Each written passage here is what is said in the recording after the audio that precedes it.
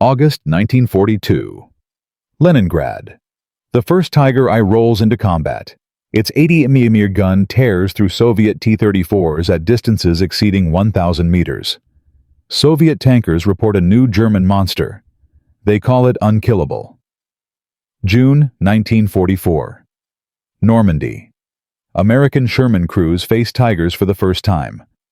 The kill ratio is catastrophic. 5 Shermans lost for every Tiger destroyed. Sometimes 10, sometimes 15. Tank commanders write letters home, knowing they might not survive the week. January 1945. Somewhere in the Atlantic Ocean. 20 mysterious tanks sit hidden in the belly of a transport ship.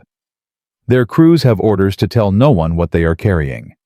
If captured, they must claim these are simply new Sherman variants. March 6, 1945. Cologne Cathedral Square. 3:47 p.m. A German Panther commander named Wilhelm Bartelborth peers through his periscope. He spots an American tank 300 meters away. He gives the order to fire. His gunner obeys. The round strikes the American tank's frontal armor. It bounces. Bartelborth has exactly 3 seconds to understand that everything he believed about American tanks is wrong. Then, a 90mm shell punches through his turret. He dies without knowing what killed him. 20 tanks. That is all America sent. 20 M26 Pershings against thousands of Tigers and Panthers. And those 20 tanks helped destroy something far more valuable than German armor. They destroyed the belief that German tanks were invincible. This is that story. For 3 years, German tank crews lived inside a myth they had built with blood and steel.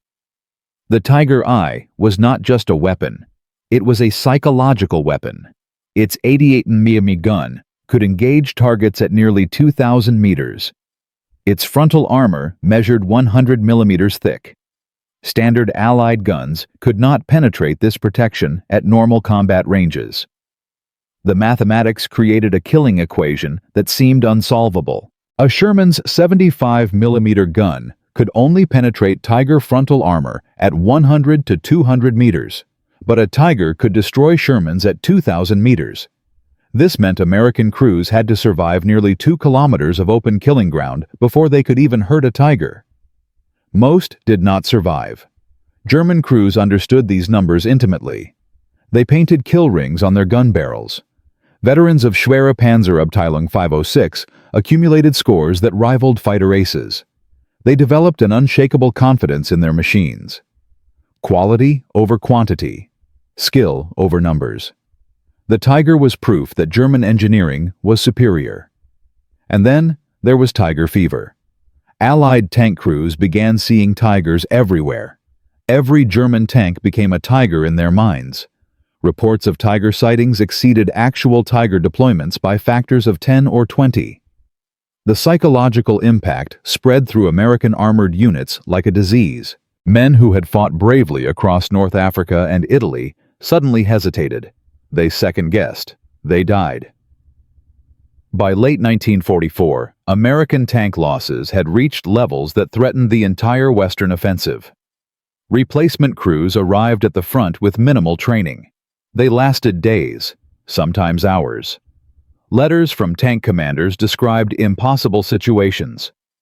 Outgunned, outarmored, sent to fight monsters with inadequate weapons. The men in Washington read these letters. They understood the problem. And unknown to German intelligence, they had been working on a solution since 1942. The T-26 project began in secrecy. American ordnance officers knew the Sherman was obsolete before the first one rolled off the production line. It had been designed to fight Panzer IVs, not Tigers, not Panthers. The gap between what American crews faced and what they carried was measured in dead men. The solution required radical thinking. German engineers spent years perfecting single designs. They pursued technical excellence at the cost of production numbers. American engineers took a different approach. They needed a tank that could match German firepower and be built by the thousands. They needed to achieve in months what Germany had achieved in years. Fisher Body. Division of General Motors received the contract. Workers who had been building Shermans learned they would be building something new, something bigger, something with a gun that could finally kill Tigers at range. The 90mm M3 gun was the key. Originally designed for anti-aircraft work, this weapon fired a 24-pound armor-piercing shell at 2,800 feet per second. Testing proved it could penetrate 150 millimeters of armor at 500 meters. With tungsten core HVAP rounds, penetration exceeded 250 millimeters.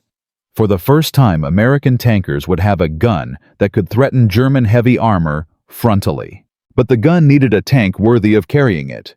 The design that emerged looked nothing like the tall, boxy Sherman. The new tank crouched low and menacing.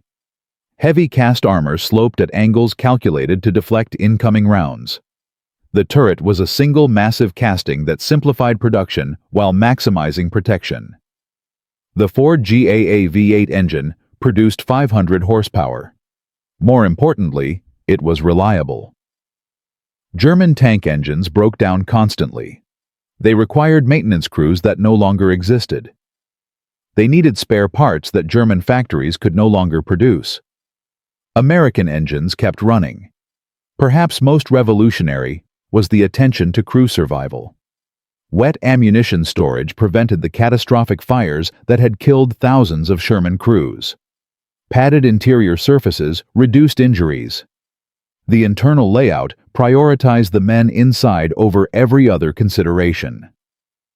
By late 1944, the first T-26E3 Pershings were complete. American industry had achieved what German intelligence believed impossible: a heavy tank matching German designs in firepower and armor while maintaining American advantages in reliability and producibility. Now came the hard part: getting them to Europe without anyone knowing. The Zebra mission launched in January 1945. 20 Pershings loaded onto transport ships under maximum secrecy. Crews received explicit orders. These tanks were new Sherman variants. Nothing special, nothing worth mentioning. Anyone who asked questions would be told lies. The Atlantic crossing was tense. German submarines still patrolled these waters. Every man aboard understood they were carrying something important. Something that might change the war. But orders were orders. They kept silent. Antwerp, late January. The ships dock under cover of darkness. Pershings roll off transports and immediately receive camouflage paint. Standard olive drab. Normal unit markings. From a distance, they might pass for Shermans. Might. The longer gun betrayed them to anyone who knew what to look for. But German reconnaissance had deteriorated so severely that detection seemed unlikely. The gamble was acceptable. General Bradley split the 20 tanks between the 3rd Armored Division and the 9th Armored Division. Both units were preparing for the final push into Germany. Both units had suffered terrible losses to German heavy armor. Both units needed these new weapons. The crews received their orders directly. Avoid combat unless engaging German heavy tanks. Keep the secret as long as possible. When the time comes, make it count. February 25, 1945. The first Pershings reach frontline units. The crews are nervous. Testing at Fort Knox had proven what these machines could do. But tests are controlled. Combat is chaos. They wondered if the reality would match the promise. February 26th, near Elsdorf. The first Pershing dies in combat. The tank nicknamed Fireball was caught in a close-range ambush. A Tiger, I put an 88mm round through the gun mantlet. The gunner and loader died instantly. For one terrible moment, it seemed the myth of German invincibility would hold. Then something happened that German commanders failed to understand. American maintenance crews recovered Fireball within hours. By March 7th, the tank was repaired and back in action. The Tiger that had damaged it was destroyed by artillery before it could escape. German industry in 1945 could not achieve such recovery. A damaged Tiger was often a permanent loss. Spare parts did not exist. Maintenance crews had been conscripted into infantry units. Fuel shortages meant damaged tanks were frequently abandoned rather than recovered. But American logistics kept working. Even damaged tanks came back. The industrial democracy that German propaganda had taught soldiers to despise was demonstrating capabilities that seemed almost supernatural. In the days after Elsdorf, strange reports began reaching German intelligence. Crews described engaging American tanks they could not identify. Tanks with guns longer than any Sherman. Tanks whose armor seemed impossibly thick. Rounds that should have penetrated were bouncing off at combat ranges. German headquarters dismissed these reports. American tanks were inferior. Everyone knew this. Training manuals confirmed it. 3 years of combat experience proved it. The idea that Americans had secretly developed a heavy tank capable of threatening Tigers seemed ridiculous. They were about to learn how wrong they were. March 6, 1945. Cologne. The ancient cathedral still stands amid the rubble of a destroyed city. In the square before it, a Panther from Panzer Brigade 106 waits in ambush. The commander is Wilhelm Bartelborth. His crew has survived years of combat. They have destroyed dozens of Allied tanks. They know their business. Bartelborth spots movement near the ruins of the German Hotel. An American tank approaching. Through smoke and dust, it looks like a Sherman. The range is 300 meters. Point blank for a Panther's high-velocity 75mm gun. This should be quick. One shot. One kill. Like dozens of times before. Bartelborth gives the order. His gunner fires. The round crosses 300 meters in a fraction of a second. It strikes the American tank's frontal armor with the solid impact Bartelborth has heard countless times. The round ricochets upward in a shower of sparks. 300 meters away, Staff Sergeant Robert Early commands the Pershing his crew calls Eagle 7. His gunner is Corporal Clarence Smoyer. When the German round bounces off their frontal armor, Smoyer does not hesitate. He centers his crosshairs on the Panther's turret face. He fires. The 90mm shell punches through German armor like it is not there. Ammunition cooks off instantly. The Panther explodes into flames. Wilhelm Bartelborth dies without understanding what killed him. His crew dies with him. The engagement lasted 15 seconds. Signal Corps cameraman Jim Bates captured everything on film. That footage would become some of the most important documentary evidence of the war. It showed German commanders what their crews had been trying to tell them. The Americans had achieved parity. Moments later, another German tank attempted to engage Eagle 7. Accounts differ on whether it was a Tiger or another Panther. It did not matter. Smoyer destroyed it with a single frontal shot. The total engagement lasted less than 5 minutes. Nearby, another German tank commander watched Wilhelm Bartelborth's Panther burn. Through his damaged periscope, he could see flames consuming the wreckage. He had trained with Bartelborth, shared meals with him, survived the long retreat from France alongside him. Now his friend was dead, killed by a weapon that was not supposed to exist. The German commander made a decision that would have been unthinkable weeks earlier. He ordered his crew to withdraw. He chose survival over engagement with an unknown threat. The survivors who reached Panzer Brigade 106 headquarters that evening filed their reports. They described an American tank with a 90mm gun, heavy frontal armor that deflected Panther rounds at 300 meters. Capabilities that matched or exceeded anything Germany possessed. This time, headquarters could not dismiss the reports. They had film evidence. They had multiple eyewitnesses. They had burning wrecks in Cologne Cathedral Square. Within hours, something approaching panic spread through Oberkommando West. Commands went out to every panzer unit. Report immediately any encounters with new American heavy tanks. Provide detailed descriptions. Forward all information without delay. The responses that flooded back over the next several days painted a picture German commanders struggled to accept. Multiple crews confirmed American tanks with 90mm guns. Heavy frontal armor defeating Panther rounds at combat ranges. Capabilities that matched the dreaded King Tiger. The pattern was consistent. The details matched across different sectors, different units, different engagements. This was not panic or misidentification. This was real. 20 tanks. Just 20 Pershings among thousands of American vehicles. Statistically insignificant. Militarily marginal. But psychologically devastating. German tank crews could no longer be certain what they faced. Was that approaching vehicle a Sherman they could destroy easily, or was it a Pershing that would kill them before they could react? There was no way to know until shooting started. By then, it might be too late. The hunters were becoming the hunted. But Cologne was only the beginning. In Part 2, we will witness what happened when German High Command finally accepted the truth about American heavy tanks. We will see the collapse of morale among crews who had believed themselves invincible. We will discover how the mathematics of production combined with the mathematics of psychology to break the spirit of the Panzerwaffe. And we will learn the answer to a question that haunted German tank commanders in those final desperate months. If the Americans could build this in secret, what else were they hiding? The myth of German invincibility died in Cologne Cathedral Square on March 6, 1945. But myths do not die quietly, and the men who had believed in them would not surrender without a fight. 20 tanks. That was all it took to shatter 3 years of German confidence. In Part 1, we witnessed the impossible.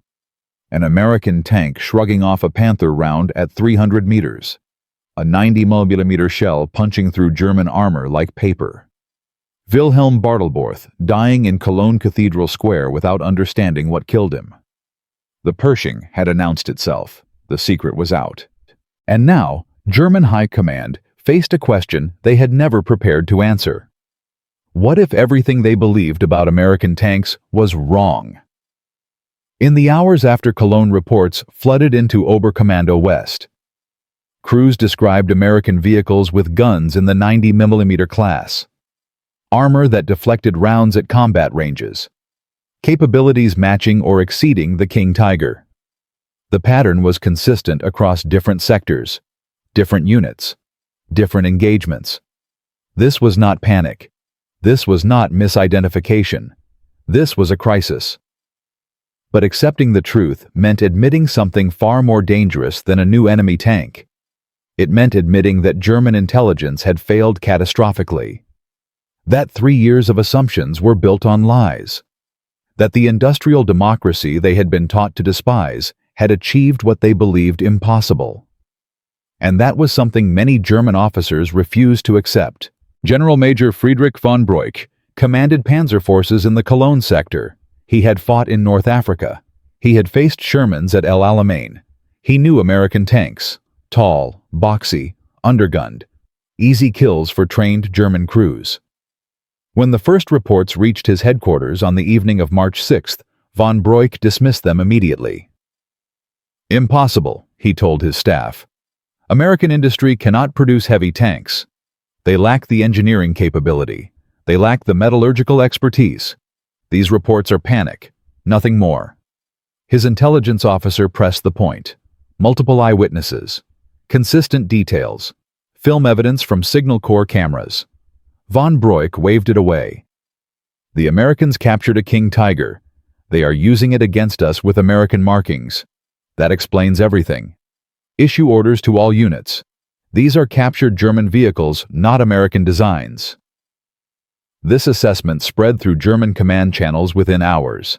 It provided a comfortable explanation, a way to preserve existing beliefs, a reason to ignore evidence that threatened everything German tankers understood about their enemy. But the men who had actually faced the Pershing knew better. Feldwebel Karl Hoffmann had watched Bartelborth die. He had seen the American tank absorb a direct hit and respond with lethal precision. He had ordered his own crew to withdraw rather than engage an unknown threat. When he heard that headquarters had dismissed the reports as captured vehicles, he felt something cold settle in his stomach.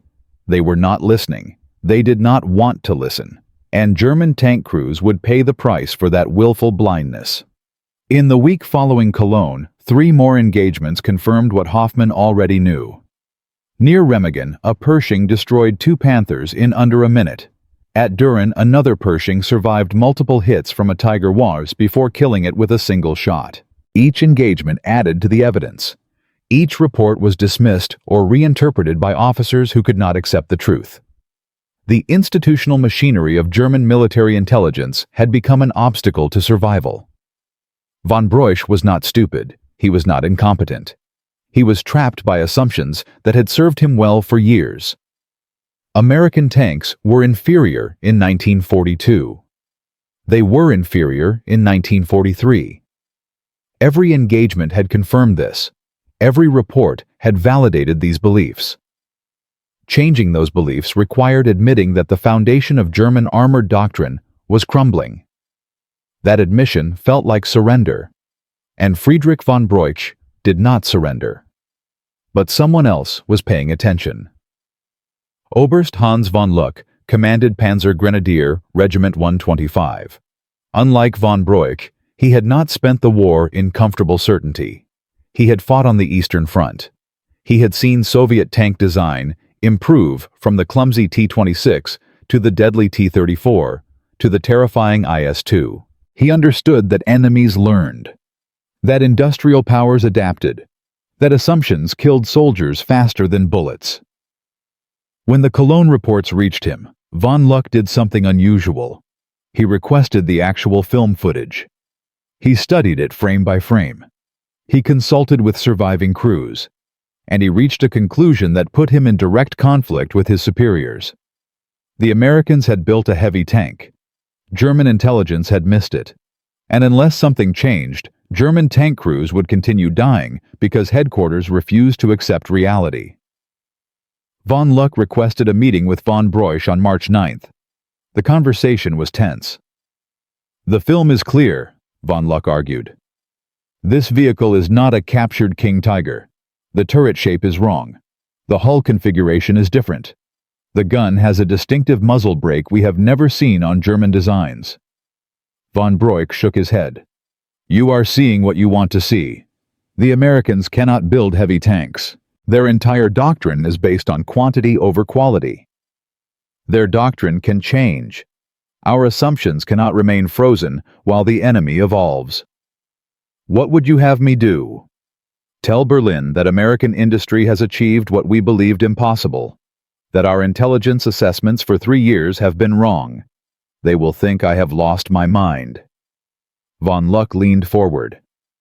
"I would have you tell the truth, before more crews die believing lies."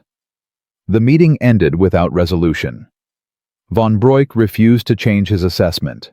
Von Luck returned to his regiment, knowing that official channels had failed. But he was not finished. That night, von Luck drafted his own tactical advisory. He distributed it to commanders he trusted personally. The document was simple, direct, dangerous. It stated that American forces had deployed a new heavy tank with 90mm gun and heavy frontal armor. It warned that standard anti-Sherman tactics would fail against this vehicle. It recommended engagement only from flank or rear positions at ranges under 500 meters. It acknowledged that this assessment contradicted official intelligence. Von Luck signed his name to it. He knew he was risking his career, possibly his freedom. Contradicting official intelligence assessments bordered on insubordination. But he had seen too many men die because headquarters lived in comfortable delusions. The advisory spread through informal networks. Veteran commanders recognized its value. They passed it to subordinates. They discussed it in private conversations. Within days, a shadow intelligence assessment was circulating through German Panzer units.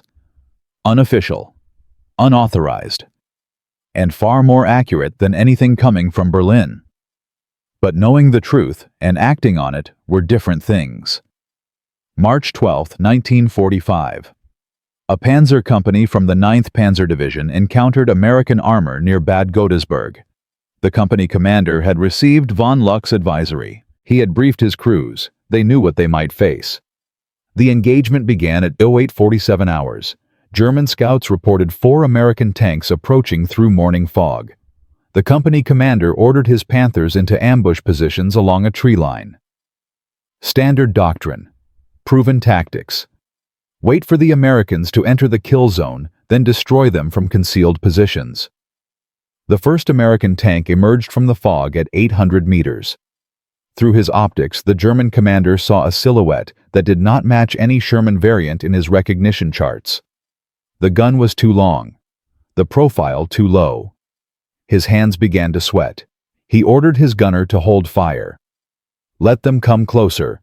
Confirm identification before engaging. At 600 meters, he was certain. This was the new American tank, the one von Luck had warned about, the one headquarters said did not exist. He made a decision that would have been unthinkable 2 weeks earlier. He ordered a flanking maneuver instead of a frontal ambush. 2 Panthers would circle left through a ravine. 2 would hold position. They would catch the Americans in a crossfire from multiple angles. It was the correct tactical response. It showed that von Luck's advisory was working. German crews were adapting. But adaptation takes time. And the Americans were not waiting.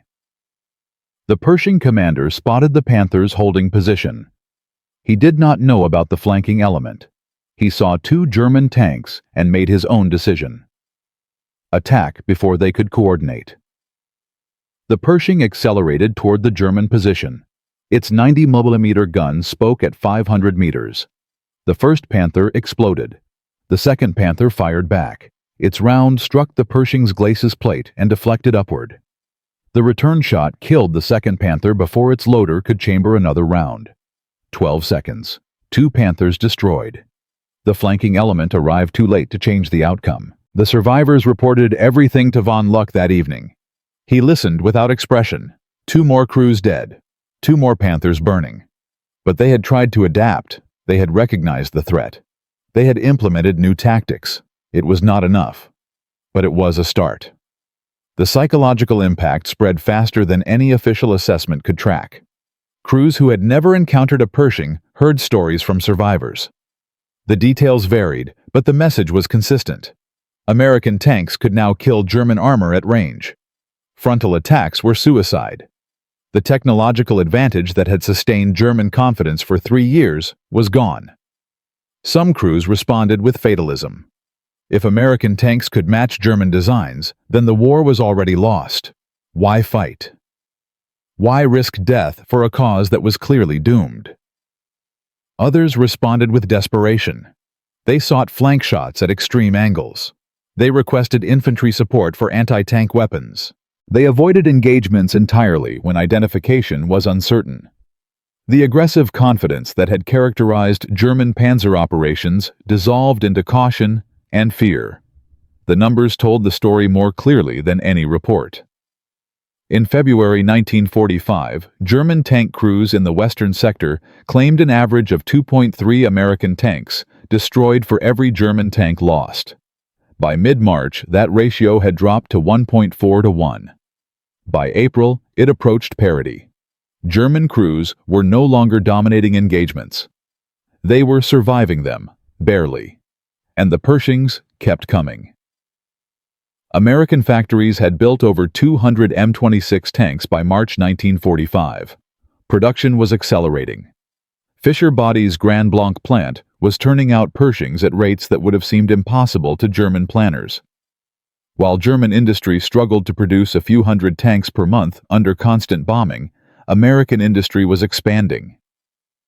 The mathematics of production had always favored the Allies, but German crews had believed their qualitative advantage would compensate for quantitative inferiority. A Tiger was worth 5 Shermans. A Panther was worth 3. These ratios made defeat acceptable. They made the numbers manageable. The Pershing destroyed those calculations. If American tanks could match German designs 1 for 1, then the production ratios became death sentences. Germany could not replace losses at American rates. Every destroyed Panther represented irreplaceable capability. Every dead crew meant expertise that could not be regenerated. The war had always been unwinnable by the numbers. But German tank crews had not believed that until March 1945. General Dwight Eisenhower received reports on the Pershing's psychological impact with satisfaction. The tanks themselves were performing well, but not perfectly. Transmission problems plagued several vehicles. The 90mm gun's rate of fire was slower than the German 88mm. The armor, while effective, was actually thinner than King Tiger plates in several locations. But none of that mattered as much as the effect. German prisoners captured in late March told interrogators that Panzer morale had collapsed. Crews no longer trusted their vehicles to protect them. They no longer believed in German technological superiority. They fought because orders required it, not because they expected to win. 20 tanks had achieved what thousands of Shermans could not. They had broken the belief that sustained German resistance.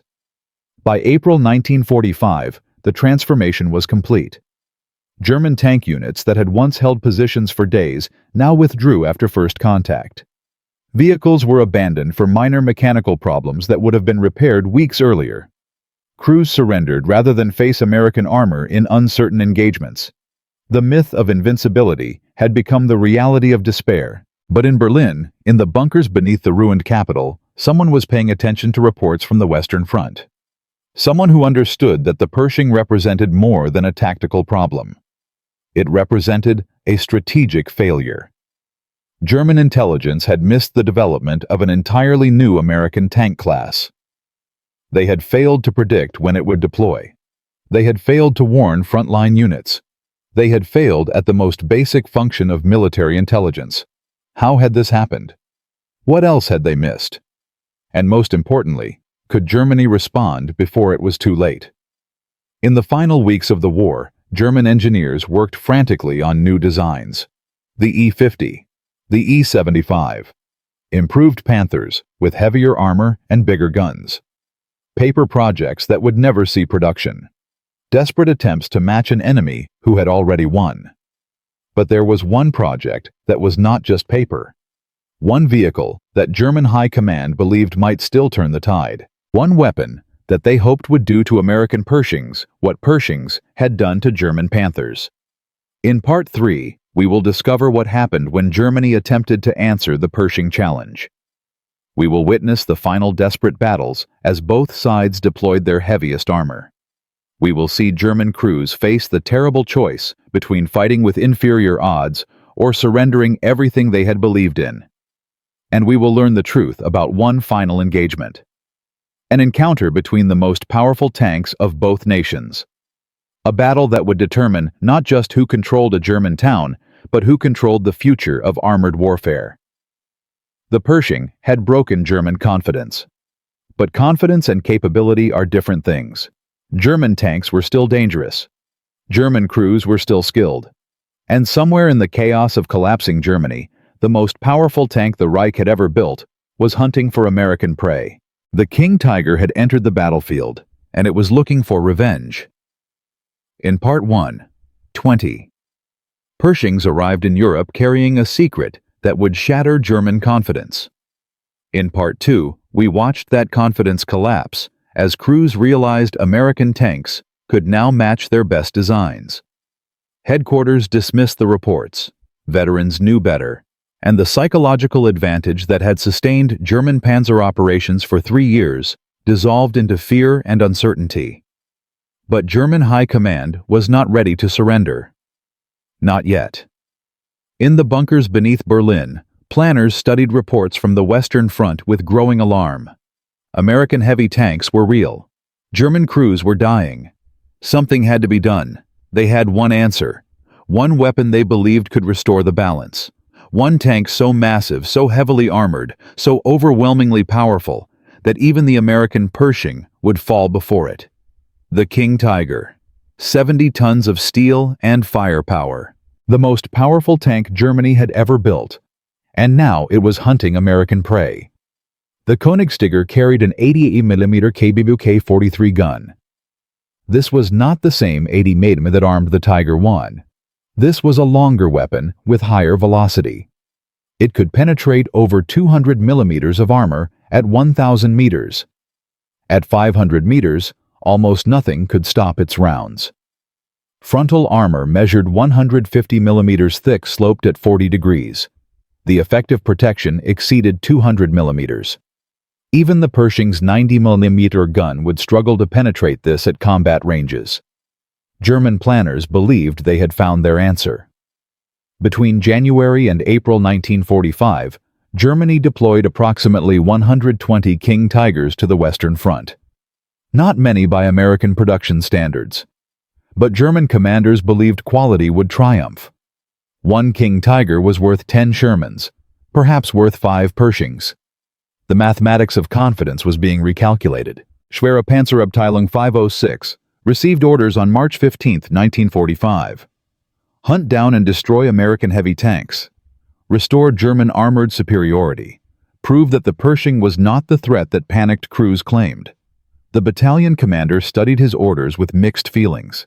His King Tigers were powerful. His crews were experienced. But fuel was scarce. Spare parts were non-existent. Allied aircraft dominated the skies during daylight hours. He could fight, but could he win? The first organized King Tiger response came on March 18th near Remagen. American forces had captured the Ludendorff Bridge intact. German commanders were desperate to destroy the bridgehead before Allied forces could expand.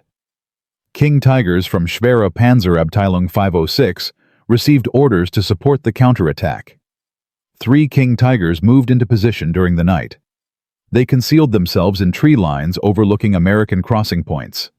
Their orders were simple. Destroy any American armor attempting to expand the bridgehead. Prioritize the new heavy tanks if encountered. Dawn brought fog.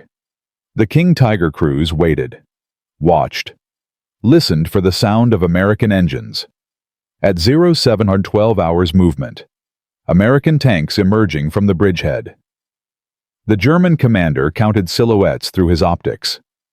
Shermans, several of them, and something else, something with a longer gun and lower profile. Pershing. He felt his pulse quicken. This was what they had been sent to destroy. This was their chance to prove that German engineering still dominated. He ordered his gunner to acquire the target. Range 1,200 meters. Well within the killing envelope of the KWK-43. The King Tiger's gun spoke. The round crossed the distance in just over a second. It struck the Pershing's frontal armor at a slight angle. The Pershing stopped. Smoke poured from the engine compartment. The crew bailed out and ran for cover. 1 shot, 1 kill. 1, just as German doctrine promised. The King Tiger commander allowed himself a moment of satisfaction. The Pershing could be destroyed. It was not invincible. German armor still held the advantage at range. But satisfaction turned to confusion as he searched for additional targets. The other American tanks had scattered.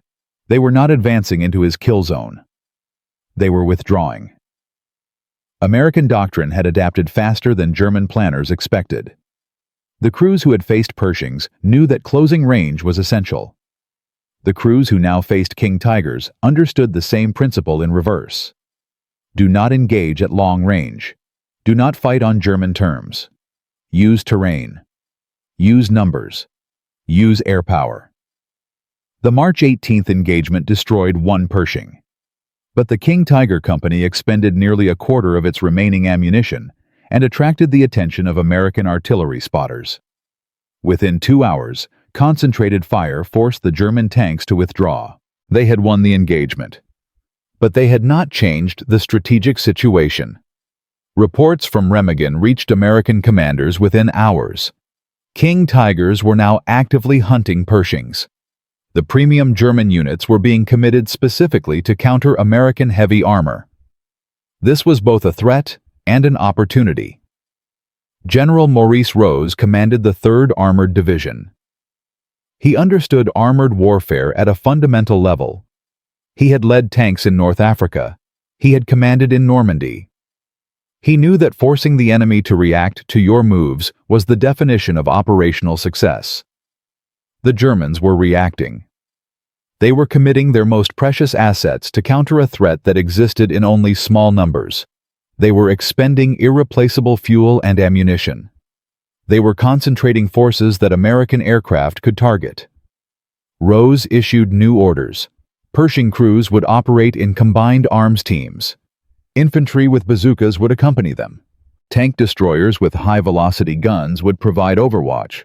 Artillery forward observers would have priority communication channels.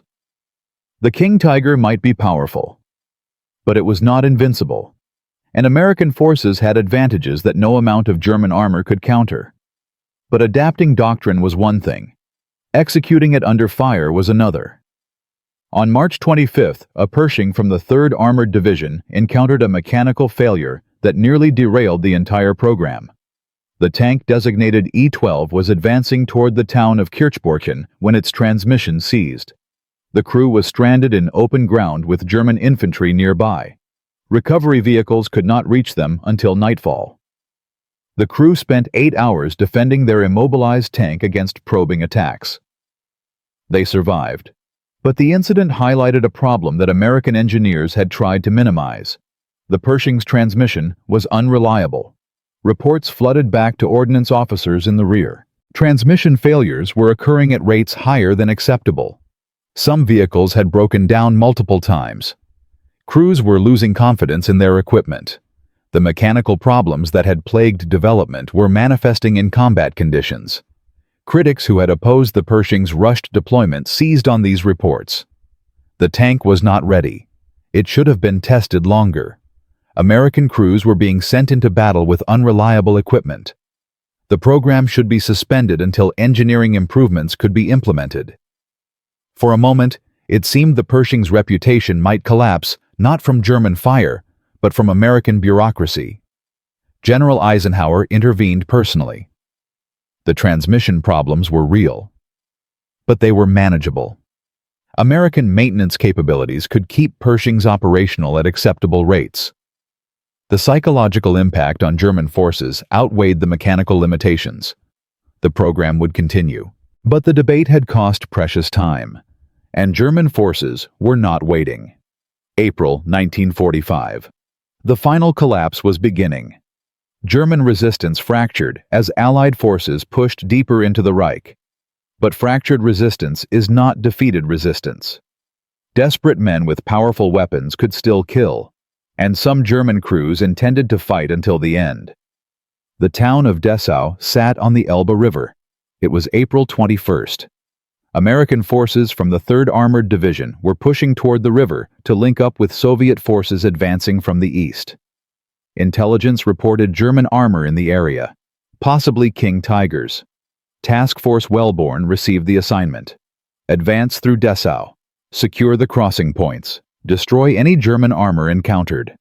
The task force included 3 Pershings, 8 Sherman's infantry and half-tracks, and supporting artillery. Lieutenant Colonel John Wellborn commanded from a half-track near the center of the column. They entered Dessau at 0930 hours. The streets were narrow. Rubble blocked intersections. Perfect terrain for ambush. The lead Sherman rounded a corner at 0947. The driver saw the King Tiger too late. The 88mm round struck the Sherman's hull. The tank exploded. Fuel and ammunition cooked off simultaneously. No one survived. The column halted. Wellborn ordered infantry to dismount and scout. He needed to know what they faced. 1 King Tiger, several were there. Panthers supporting scout reports came back within minutes. 1 King Tiger. Positioned in a factory courtyard with excellent fields of fire. 2 Panthers covering its flanks.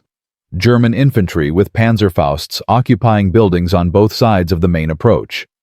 This was exactly the kind of defensive position that German doctrine excelled at creating. The King Tiger could destroy anything that approached frontally. The Panthers would catch any flanking attempts. Infantry would kill crews who abandoned damaged vehicles. Standard tactics would fail. Tactics. Wellborn knew this. He ordered the Pershings forward. Sergeant Nicholas Mashlonik commanded the lead Pershing. His crew had been together since Fort Knox. They trusted each other. They trusted their tank. They knew what was at stake. Mashlonik studied the approach through his periscope. The King Tiger was approximately 400 meters away, partially concealed behind rubble. Its gun pointed directly at the street Mashlonik would need to cross. 400 meters. At that range, the King Tiger's gun would penetrate Pershing frontal armor. but the Pershing's gun might penetrate King Tiger armor if the shot was perfectly placed. Might. Mashlonik made a decision. He would not advance down the main street. He would go through the buildings. His driver looked at him like he was insane. Pershings were heavy. Buildings might not support them. The risk of getting stuck was enormous. Mashlonik pointed to the burning Sherman. That was the alternative. The driver engaged the transmission. The Pershing lurched forward. It struck the wall of an apartment building at an angle. Bricks exploded outward. The tank pushed through into what had been someone's living room. Furniture shattered. Walls collapsed. The Pershing kept moving. The King Tiger commander heard the destruction but could not identify the source. Dust and smoke obscured his vision. He ordered his gunner to maintain aim on the main approach. The Americans would have to come that way eventually. Mashlonik's Pershing burst through the far wall of the building. It emerged 70 meters from the King Tiger's flank. 70 meters, point-blank range. The German crew tried to traverse their turret. The massive weapon began rotating toward the new threat. But the King Tiger's turret traverse was slow. It took over 20 seconds for a full rotation. Mashlonik's gunner needed 3 seconds. The 90mm round struck the King Tiger's side armor at 70 meters. It penetrated cleanly. Ammunition detonated. The King Tiger's turret lifted from the hull on a column of fire. The Panthers reacted. One began traversing toward Mashlonik's position. The other tried to withdraw. A second Pershing had followed Mashlonik's path through the buildings. It engaged the traversing Panther at 100 meters. 1 shot, 1 kill. The third Pershing caught the withdrawing Panther from behind as it attempted to escape through an alley. The round struck the engine compartment. The tank burst into flames. The crew did not escape. Total engagement time from first shot to last, German tank destroyed 47 seconds. Wellborn's infantry cleared the remaining German positions within the hour. Dessau fell. The crossing points were secured. News of the engagement spread through American units within days. A Pershing had destroyed a King Tiger through aggressive tactics, through innovation, through the willingness to do something unexpected. The King Tiger was not invincible. Nothing was invincible. German technological superiority had been matched, countered, and overcome. The psychological impact on surviving German crews was devastating. Reports from prisoners captured in late April painted a picture of complete demoralization. Tank crews spoke of hopelessness, of waiting for death, of knowing that every engagement might be their last. The confidence that had sustained German panzer forces through years of fighting had evaporated entirely. Statistics confirmed what prisoners described. German tank losses in April 1945 exceeded any previous month. But more significantly, the number of tanks abandoned without serious damage skyrocketed. Crews were leaving operational vehicles rather than face American armor. They were surrendering at first contact. They were choosing survival over resistance. The kill ratio that had once favored German heavy armor had reversed. By April 1945, American forces were destroying German tanks at rates exceeding 3-to-1. The Pershing crews specifically achieved even higher ratios. Their 90mm guns could penetrate anything Germany fielded. Their tactics had evolved to minimize German advantages. Their confidence was absolute. American factories continued producing. By April 30th, over 300 Pershings were operational in Europe. Production would continue through the summer, reaching over 2,000 by October. German industry had produced fewer than 500 King Tigers during the entire war. The mathematics of industrial warfare had spoken their verdict, and that verdict was final. General Eisenhower received the after-action report from Dessau with particular interest. The engagement represented everything American military doctrine aspired to achieve. Technical capability combined with tactical innovation, individual initiative within a coordinated operational framework, superior logistics, enabling sustained combat power. He forwarded the report to Washington with a single notation. This is what American industry and American soldiers can accomplish together. But one question remained. What happened to the men who had made this possible? What became of the engineers who designed the Pershing, the workers who built it, the crews who proved its worth in combat? In Part 4, we will discover the answers. We will learn what happened after the guns fell silent. We will see how the Pershing shaped armored warfare for decades to come. And we will uncover the forgotten stories of men whose contributions changed history. The battle for Germany was ending, but the legacy of those who fought it was just beginning. And that legacy holds lessons that matter even today. Lessons about innovation, about determination, about what free people can accomplish when they refuse to accept defeat. The final chapter awaits. 20 tanks arrived in Europe in January 1945. They carried a secret that German intelligence had missed completely. Within weeks, those tanks shattered a myth that had sustained German panzer crews for 3 years. The myth that their Tigers and Panthers were invincible. The myth that American industry could not produce weapons to match German engineering. The myth that quality would always triumph over quantity. In Cologne Cathedral Square, a Pershing destroyed a Panther in 15 seconds. At Dessau, Sergeant Mashlonik drove his tank through buildings to kill a king tiger at 70 meters.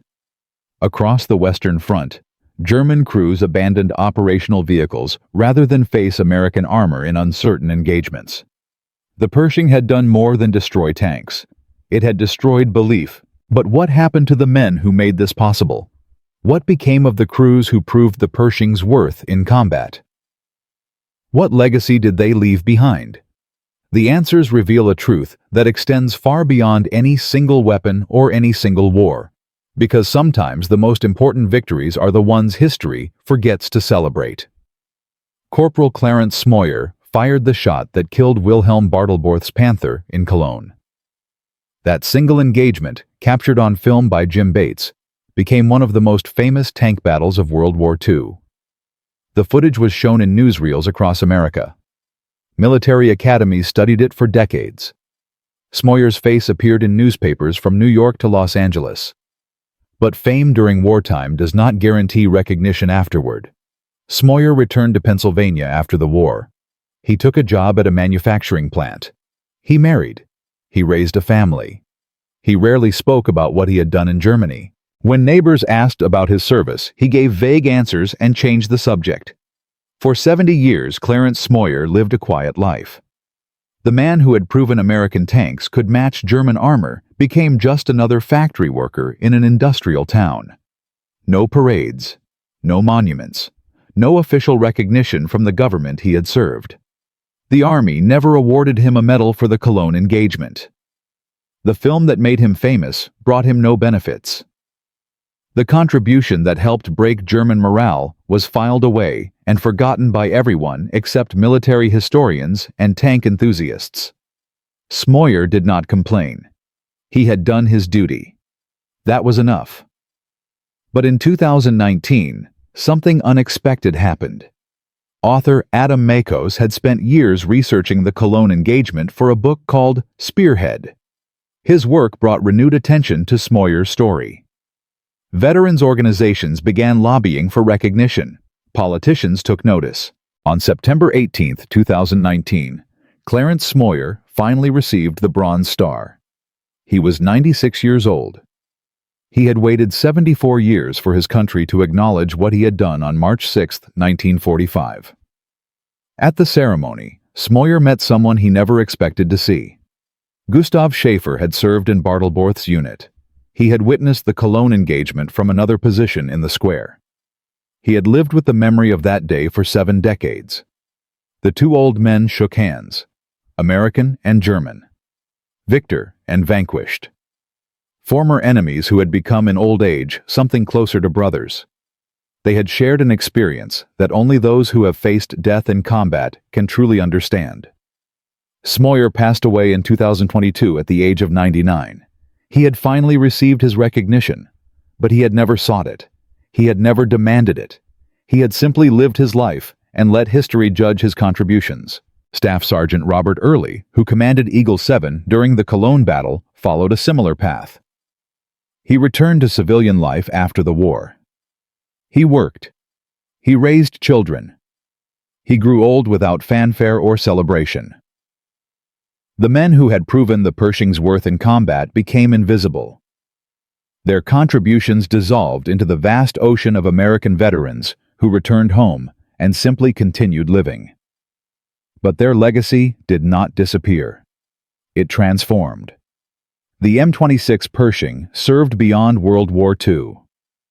When North Korean forces invaded South Korea in June 1950, American troops initially faced T-34 tanks with inadequate weapons. The M24 Chaffee light tanks that equipped most American units could not penetrate T-34 armor at combat ranges.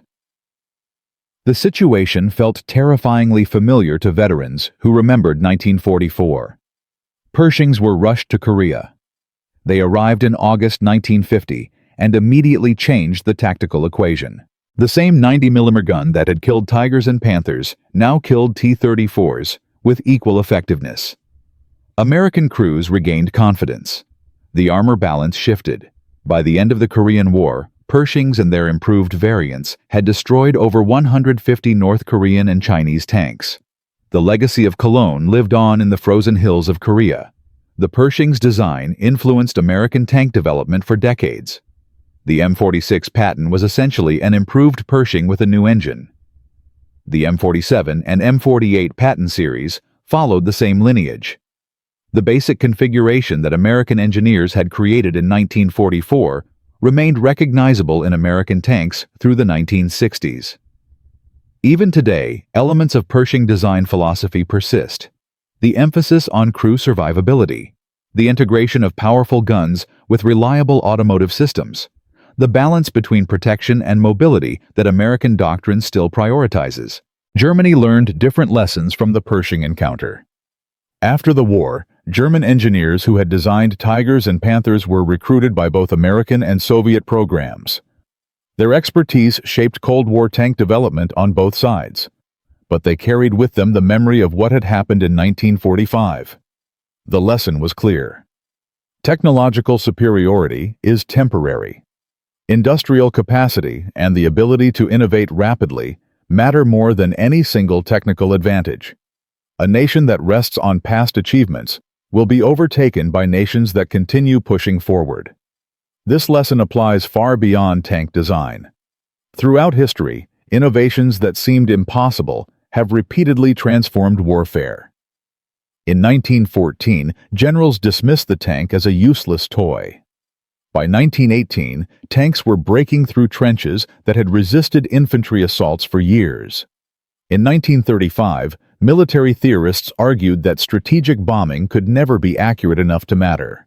By 1945, precision bombing had destroyed German industrial capacity. The Pershing story fits this pattern precisely. German commanders believed American industry was incapable of producing sophisticated heavy tanks. They were wrong. Their certainty became their vulnerability. The same dynamic plays out in business and technology, in every field where competition rewards innovation. Organizations that assume their current advantages are permanent become victims of those assumptions. The companies that dominated markets in 2000 often struggled by 2020. The technologies that seemed revolutionary in one decade became obsolete in the next. Innovation does not ask permission. It does not respect established hierarchies. It emerges from unexpected places and transforms everything it touches. The workers at Fisher Body's Grand Blanc plant who built Pershings were not military geniuses. They were auto workers who had learned to build Shermans and adapted to build something better. They represented exactly the kind of flexible, innovative workforce that German planners had dismissed as inferior. Those workers produced over 2,000 Pershings in less than a year. They did this while simultaneously maintaining production of other vehicles, other weapons, other equipment. They demonstrated that democratic industrial societies possessed capabilities that authoritarian systems could not match. This is perhaps the deepest lesson of the Pershing story. The tank itself mattered. The 90mm gun mattered. The armor configuration mattered. But what mattered most was the system that produced them. The combination of engineering talent, industrial capacity worker skill, and institutional flexibility that allowed America to identify a problem and solve it at scale. German engineering was brilliant. German tanks were formidable. But German systems could not adapt fast enough. They could not produce enough. They could not replace losses. They could not innovate while maintaining existing capabilities. 20 tanks proved that American systems could. And there is one final detail that most people do not know. A twist in the story that brings everything together in an unexpected way. In 1945, American intelligence teams swept through Germany, collecting captured equipment and documents. Among their priorities were German tank factories and research facilities. They wanted to understand how German engineers had achieved such impressive designs. What they found surprised them. German engineers had been tracking American tank development more closely than anyone realized. Documents recovered from Krupp and other manufacturers showed detailed analysis of Sherman design and production methods. German planners had studied American industrial techniques. They had even attempted to adopt some of them. But one set of documents stood out. In early 1944, nearly a year before the Pershing arrived in Europe, German intelligence had obtained fragmentary reports about American heavy tank development. The reports were incomplete. They lacked specifications, but they indicated that America was working on something bigger than the Sherman. German High Command had received these reports, they had reviewed them, and they had dismissed them as impossible. The dismissal memo survived in captured archives. It stated that American industry lacked the capability to produce heavy tanks with 90mm guns. It argued that even if prototypes existed, mass production would take years. It concluded that the threat was theoretical and did not warrant changes to current planning. The memo was dated June 1944, 9 months before the first Pershings arrived in Europe. German commanders had evidence. They had warning. They chose to ignore it because accepting the truth would have required changing beliefs they held dear. This is the final irony of the Pershing story. German intelligence did not fail because it lacked information. It failed because the information conflicted with assumptions that commanders were unwilling to question. They knew American industry was inferior. Everyone knew this. The evidence that contradicted this knowledge was therefore dismissed as unreliable. Wilhelm Bartelborth died in Cologne Cathedral Square because his commanders had chosen comfortable lies over uncomfortable truth. He died because institutional certainty had become more important than accurate intelligence. He died because the system that trained him had taught him to despise an enemy it did not understand. The Pershing was not just a tank. It was a lesson written in steel and fire and blood. 20 tanks arrived in Europe in January 1945. They were the product of American engineering, American industry, and American determination. They were built by workers who believed their country could achieve what others said was impossible. They were crewed by young men who trusted that their nation had given them weapons worth fighting with. Those 20 tanks helped shatter German confidence at a moment when confidence was all that remained. They proved that industrial democracies could match authoritarian systems in quality while exceeding them in quantity. They demonstrated that flexibility and innovation trump rigid planning and institutional arrogance. Clarence Smoyer waited 74 years for a Bronze Star. The Pershing's contribution was overshadowed by larger narratives about air power and atomic weapons, and the grand strategy of Allied victory. The men who built, crewed, and proved this weapon have largely passed from living memory. But their legacy endures. Every American tank that rolled into battle after 1945 carried something of the Pershing in its design. Every doctrine that prioritized crew survivability reflected lessons learned at Cologne and Dessau and 100 forgotten engagements. Every assumption that American industry could rise to meet any challenge drew strength from what happened in those final months of World War II. The Pershing story is not just about tanks. It is about what free people can accomplish when they refuse to accept that the impossible is truly impossible. It is about the danger of certainty in a world that constantly changes. It is about the workers and soldiers and engineers who do not seek glory but deserve it nonetheless. From 20 tanks hidden on transport ships in January 1945 to a legacy that shaped armored warfare for generations. From factory workers in Michigan to combat crews in Germany. From an idea that German intelligence dismissed as impossible to a weapon that helped end the war in Europe. This is the power of innovation. This is the strength of nations that reward creativity instead of punishing it. This is what happens when assumptions meet reality and reality wins. If you know stories like this, stories of impossible innovations that changed history, share them in the comments below. The Pershing is just one example among hundreds from World War II alone.